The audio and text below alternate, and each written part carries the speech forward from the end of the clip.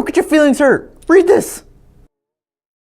Hey, welcome back to Short Film Roundup, the only show in the universe where you get to hear three cursed filmmakers analyzing user-submitted short films so that we can all become better filmmakers. Indeed. I'm Kenny. I'm Taylor. I'm sick. But I was. Oh, D's Ew, sick. gross. Yeah, I'm still sick, How sorry. do you get sick in the void? I have no idea. Where'd the germs even come from? Oh, you know what? One of those Furbies. Ew. Did you touch it? Yeah, I was. Gross. Why? I was playing, what do you call it, volleyball with it. That's next level. Yeah. Are you that's crazy? What happens. Next level. Sorry. That's absurd. You don't do that, dude. I know. Well, now I know. So. Yeah, now you know. Hey, y'all, filmmakers. We have a very cool Facebook group you should know about and probably be a member of. If you're into Short Film Roundup and the kind of things we do here, then you ought to see what we're doing in Film Alchemists. Whoa. Previously known as Short Film Cooperative. Yeah. Yeah. Rebranded. Renamed. Are we allowed to say that? I don't care. Rebrand. Just go check it out. It's called Film Alchemists. It's a place where the three of us and a whole bunch of other like-minded filmmakers analyze each other's work, see what we can learn from all kinds of movies, grow, and become better filmmakers. Yeah. It deals with philosophy and psychology of film, both feature length, short, and everything in between. Yep. Yeah, mediums. Yeah. Yeah. It's Yeah. kind of like the ultimate philosophy group for filmmakers. It's Yeah. like a think tank. It's in the a way. class that you wish you had in film school, or it's what you It wish is, actually. film school was, Yeah. and there's no tuition yet. Well, what do you mean? Well, I mean, well, yeah. There's no tuition. Yeah. Yeah. Until we're gonna charge you $100,000 one day. One day. But you could get like the government. But now it's free. Yeah, you can get loans for that. the government help. Yeah. Yeah, the government can help. There is a link in the description. You can go to Film Alchemists, our Facebook page, and join, and we'll add you. Yeah, so today we're talking about a film called The Watchers. Yes. From Sy Cody White. That's right. Yep. This was submitted to us by Timothy J. Cox. The prolific. Yes, and Serial submitter. if you haven't seen this movie yet, there's a link in the description. But you should have already seen it because we have an announcement that we do every week. Oh. That's also we're gonna Every be doing Friday. We're going to be doing it specifically on the Facebook group. From now on. So do So that. if you want to know about upcoming films, be sure to go join our Just group. join the group. Yeah. Just join the group. Get in the already. group, man. Gosh. Okay. With that being said, let's hop right in, shall we? Yeah. See what we can learn about the Watchers. And Taylor, why don't Me? you get us started? I get us started? You get Get us us started. started, What did dude. you take away from the Watchers? What did you learn from this film? What did I learn? What did I take away? I think this film is very long. Yeah. And I think it's also very aimless, actually. Interesting. Aimless. Yeah. I found it that I got the impression that I've been in this position as a filmmaker before What where you're saying is that we've all made this film. we've all made this film in one way or another where I've had ideas, where I think I've had ideas, but I can't flesh them out in detail. Like but I still make the film anyway, right? And so I feel like this was an idea where it was, I want to make a movie, and I want to make a movie about a guy who's going crazy, but that's all they had. And like there's almost no elaboration on that outside of like maybe one or two lines thrown in towards the end. Yeah. But it's still left with a lot of unresolved questions and a lot of kind of like, why is any of this Why is happening? anything happening? Yeah. You know, I'm trying to think of exactly what I could. Like I'm trying to formulate it into a concise. Well, I feel like what to take away. all the loose ends, all the fat, Yeah. all comes back to this being too long problem. Yes. I don't know if I would agree. Oh. Yeah. Interesting. No, Do tell. I definitely think it was too long. But what I took away from it is I thought the director or creator, whoever wrote this, I guess you could say, had a specific idea of a story that they wanted to say, and I think they did pan it out for the amount of time they had in here. I wouldn't say it's appropriate, But I do think they utilized the film to its length for a reason. I don't think it was a good reason, but I think it was there. I don't think they told their story either. Yeah, so that's another thing is what, what is it that they were trying to do with this film? We talked recently about a film called Arctic by one of our good buddies, Joe Penna. Yeah, who has sent us a film before on Trophy Round Short called film alumni. Turning Point. Yeah. Yeah, he's short film alumnus. Alumnus. Yeah, now yes. he's a big hot shot, and he's totally forgot all about us little guys. Anyway, the reason why I bring that up, Grateful little git. Arctic, which is a feature film that just released around this time that we're doing this episode, is that it doesn't have. We talked about how it didn't have any emotional stronghold in it, and usually when films are made, you can tell that they're made for a certain reason, whether it's made to have an emotional connection with like a character, or to tell a specific set of events that are happening because of some conspiracy or whatever. They always have a reason for these things to happen. And this film doesn't seem to have either of those. It doesn't seem to have a reason for telling us other than we have a film and here it is. Right. Yeah. That's like, I feel, again, that kind of comes this idea that like you have an idea, this kind of concept for a film, like a tone or a concept that you want to explore in a film, but not having any of the details for it, not having really a story for it, but still going out and making it anyway, and feeling like a concept is not enough to make a film. Like you need more than just a concept. Right. It needs to be more than he went crazy. Right. He's paranoid. And it needs to be a lot more than that. Yeah, there needs to be a reason. Yeah. What are you trying to do with the film? So I have a handful of lessons from this piece that I'd like to discuss. But the first one is I feel the filmmaker, one of their main motivations here was to pull a twist on the audience, was to have a film with a surprising reveal at the end. That reveal being that the guy is actually a psychotic, murderous bomber, right? Yeah. And that he is the cause of all of his own agony. So here's lesson one. If you want the audience to believe something other than he's just crazy, you have to give us some evidence to suggest that he's not crazy. The only things we saw in this movie throughout just reinforced that he probably is crazy. Yeah. Like there was nothing that had him grounded. Like everything happening in his life, everything uncanny happened when he was alone, right? It felt like he was crazy from the very beginning all the way to the end. So that when you get to this part where it's like big reveal, I was like, well, yeah. Right. We have characters like the lady in the subway who walks up to him and then just disappears. Right. Right. And so it establishes in your head that like, oh, he's crazy because he's seeing either there's something figments. Supernatural happening or he is crazy. Yeah, he's imagining people. We have a therapist suggesting he's crazy, so I'm led to believe, he probably is crazy. Yeah.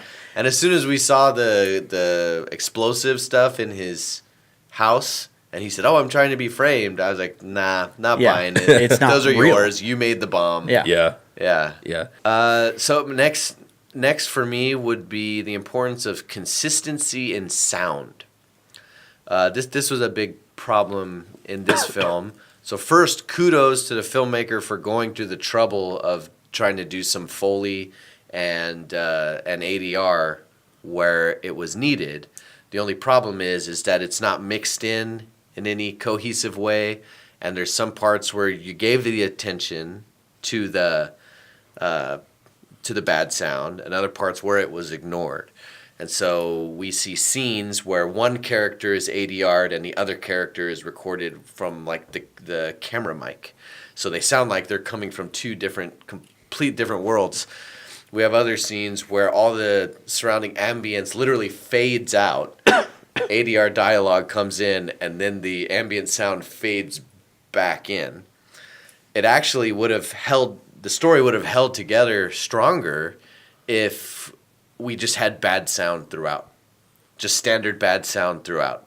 Like if it was just uniform bad sound is better than spotty, hit and miss, inconsistent, because it completely gives you whiplash whenever that. Yeah, like even if the sound is bad, by sticking with it so long, especially because it is a longer movie, you can get used to it and get almost immersed in it. But if it is going to be inconsistent in quality, every time there is ambience and Foley, and then we cut to onboard mic cam audio, it's going to rip you right out of the movie. Definitely. Yeah. So that is kind of an interesting, like, conundrum to be in, where it's like it might be almost a better choice when you're making your movie to be like, okay, we kind of messed up on sound. Let's just go all bad the whole way through. That's really interesting. Okay, so this this is the other thing is motivated camera moves. We've said it before many times that whether you intend something or not, it will convey intention. It always looks like you intended it. Yes. Yeah. And so this scene especially is this great example. We see it throughout the movie, but this scene is probably the most egregious. Yeah. Where the camera literally just keeps bobbing back and forward, almost like we're on a seesaw or something. And it's just, where is the camera going? Why is it moving? What is it we were trying to convey here? It was more distracting than adding. It didn't add anything. Yeah. No, it was definitely distracting. Now, but what I think happened, I'm going to assume happened, because it's the kind of thing I would have done at a time, which is like, what would make this conversation over the shoulder shot look really cool is if we put it on a slider and have a little movement. Yeah. Right? And that'd be the whole reason. So D, cinematographer. Yeah. What is the right reason to use that technique? You can use it the way it's used all the time. Yeah, well, I think the way they're trying to use it is the same way that you would in like commercials and stuff, where you have what we call dynamic shots versus static shots. Something that's dynamic is something that adds a little more parallax to your shots, something that's scrolling in the background and foreground, so that something's moving, and so you get the person's eye interested more in what's happening. But when you're shooting a story, something that takes more than just looking at something, where you're hearing the people talk, you can't just do an unmotivated dynamic shot like that, because what you end up doing is, like you said, you distract people from the story, from what you're trying to say. I used to do this a lot. When I first got a slider, I used to always shoot shots back and forth like this all the time, because it does add dynamicism. But when you're adding dynamic, you have to remember that you are bringing something more to the table. And if that's not agreeing with something you already have, then you need to take it out.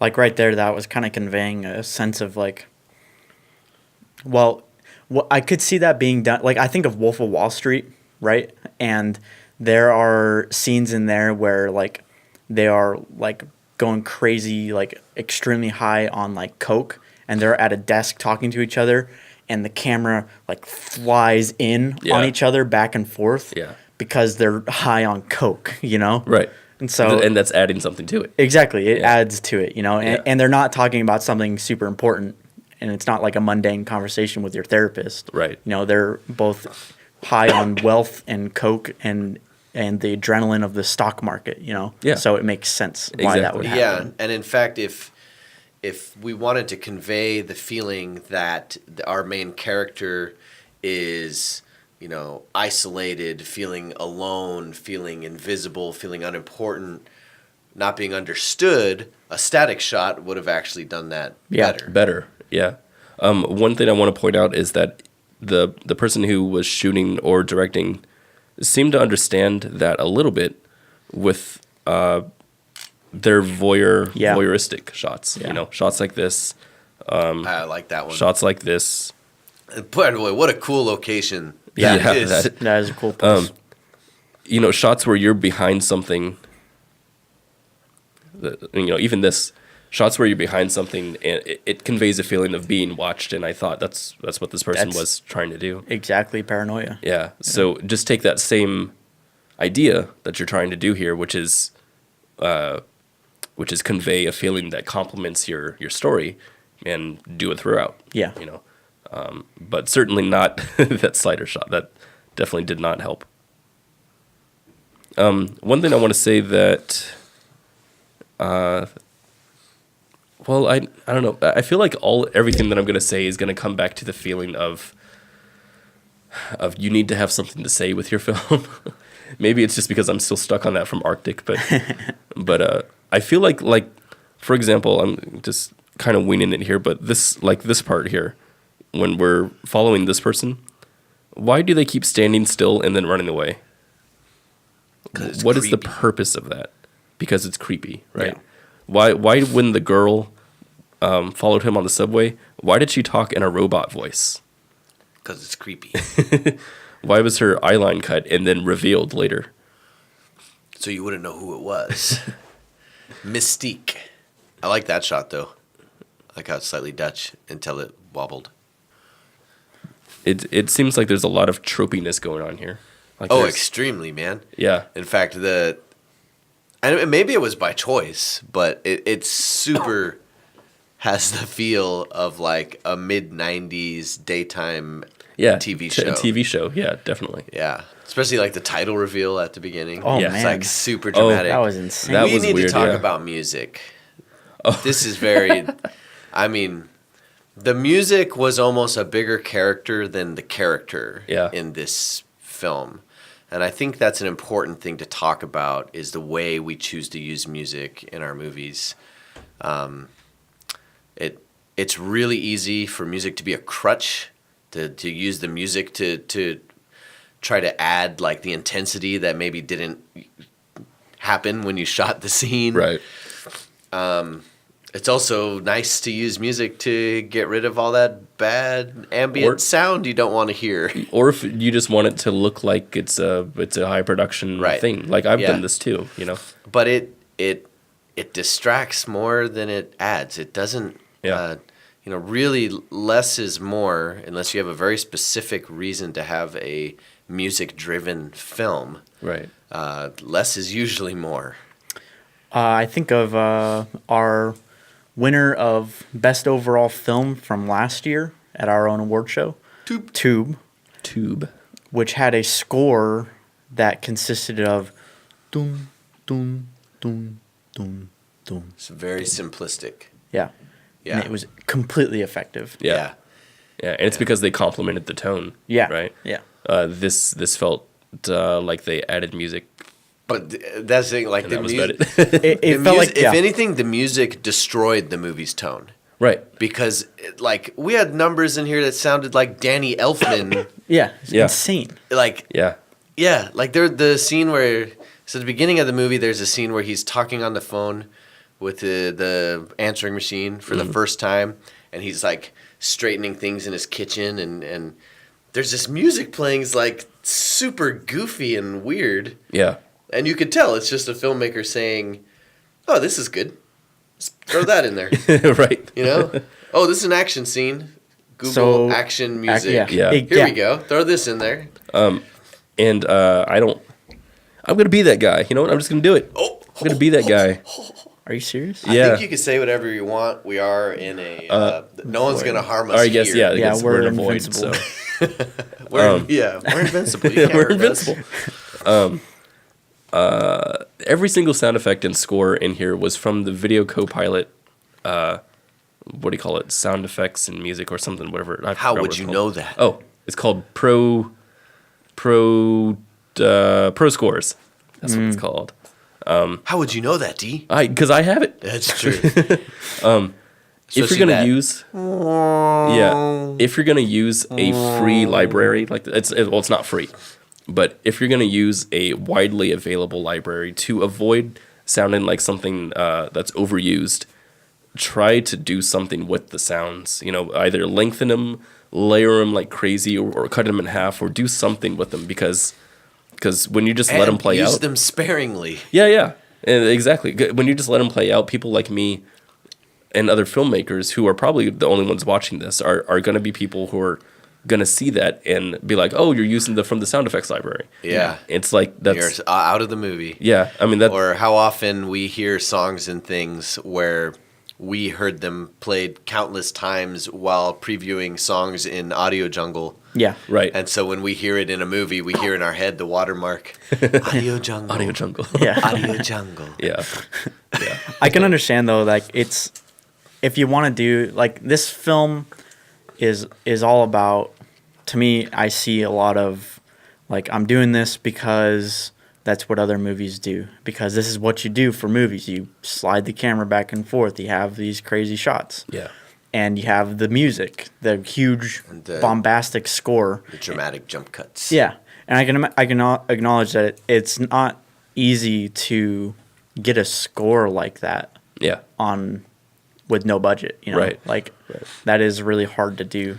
It- So, like, what is like how do you actually Well, I achieve don't, that? I you don't know? think that the problem is necessarily using royalty-free music. I think you can do that and do it very effectively. I think the bigger problem here is one, being very inconsistent with the tone, right? So that the music in this jumps all over the place in terms of tone, and two, the music is just pervasive throughout the entire film. It doesn't allow a viewer it doesn't allow our ears to breathe. It doesn't allow our brain to breathe. Yeah. It's just on hyperdrive the whole time. Yeah. Now, that being said, it's great to get a score made if Yeah. you can get it made, So- for sure.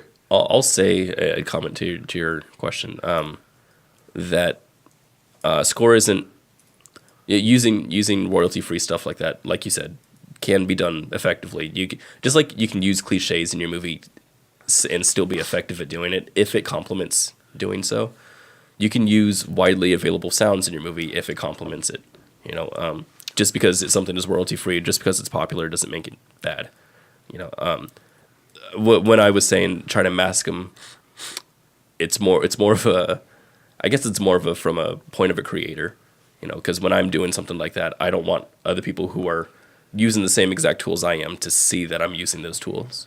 You're saying literally manipulate the audio itself, like Yeah. go into like a DAW and like Not slow always. it down. And Not always. I would say you could do that, but like things that I've done before is just cut off the sound, you know, just before it ends, reverse it, pitch it. Yeah, just something different, just so it's not immediately catchable. Because, like I said, other filmmakers are going to watch this, and if that's your main audience, you don't want to get them out of the movie, and that's one way you can definitely get people out of the movie. If you're a beat maker, that's something you can always you can relate to, is if you hear other beats and you hear the loop that you've always used over and over and over, and you're just like, oh yeah, that's that loop. It takes you completely out of the music. It just doesn't work. yeah, So anyway, that's just from a creator standpoint.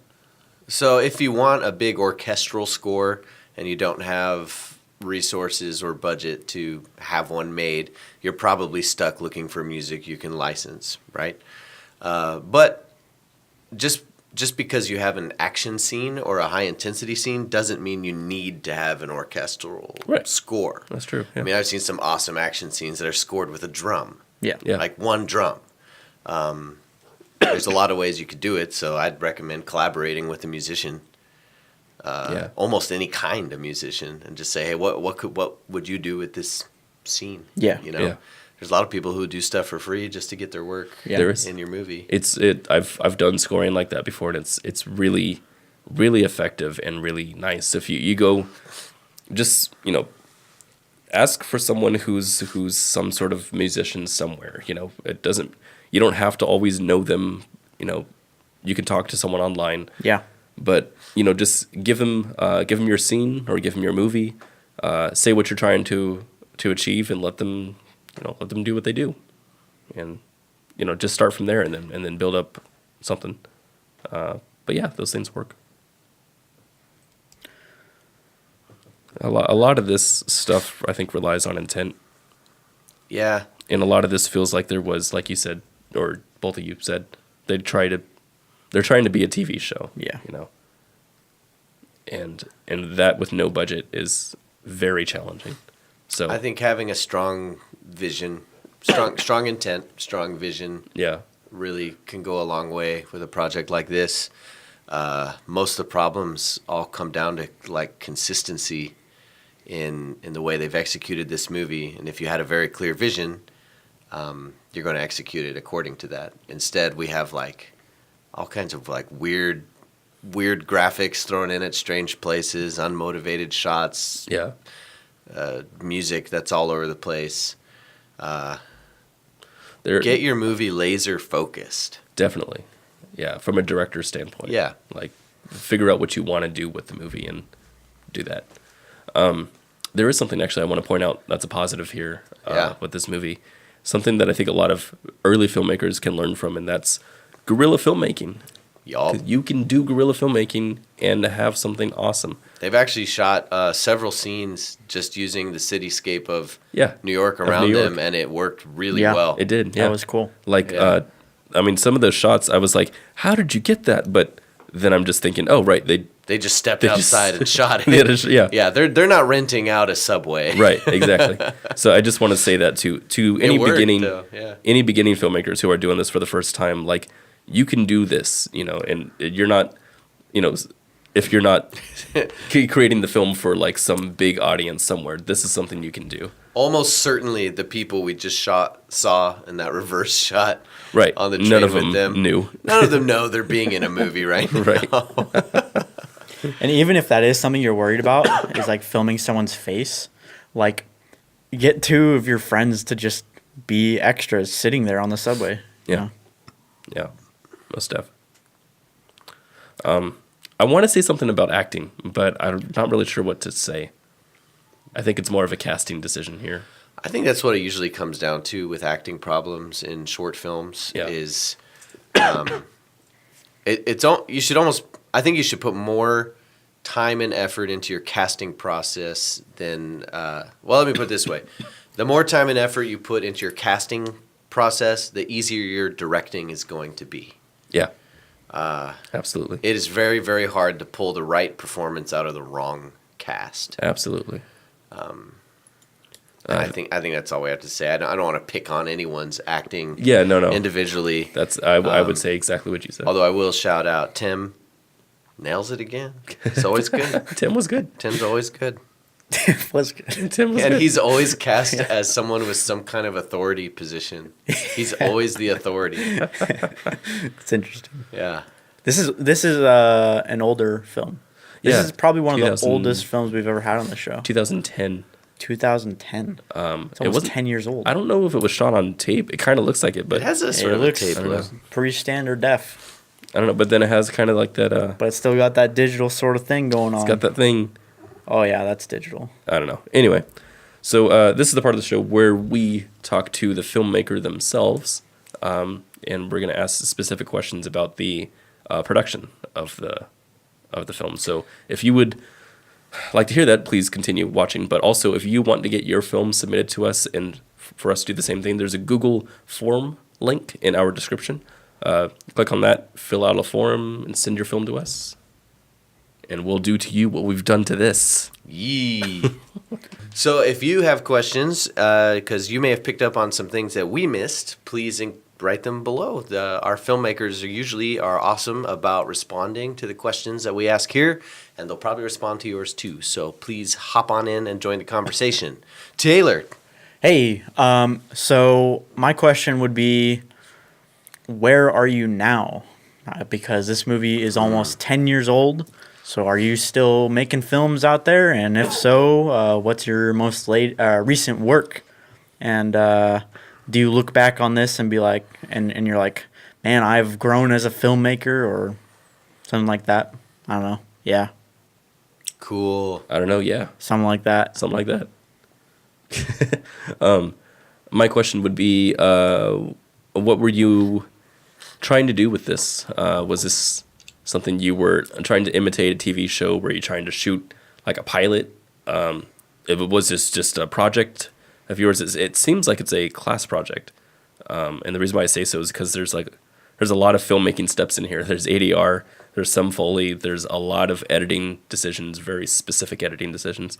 So it seems like you had made it for a class, but yeah, I'd like to know. And it's worth noticing. Should have said it earlier before we dumped on this movie so much, but this movie's a big achievement, a big accomplishment in terms of its scope. Oh yeah, it's hugely ambitious. This is a big Yeah. project with a lot of cast, a lot of locations, and it's freaking 28 minutes long. Yeah. So tell me about what kind of ordeal this was to actually get it made. What was your budget? Is this all volunteer? How long were you shooting? And how long was your edit? There you go. Nice. GG. GG. Well, we've done it again. Yet another episode of Short Film Roundup in the can. Do you guys want to do some alchemy? Hell yeah. Drink some mercury? No, alchemy. film out. Y'all. No. Film alchemy. No. Well, if you want to talk about like nitrate, celluloid, is that a chemical? Bleach, Bleach. color timing. You know, What is that? what is that? Alchemy? Are you drinking alchemy? He's drinking alchemy.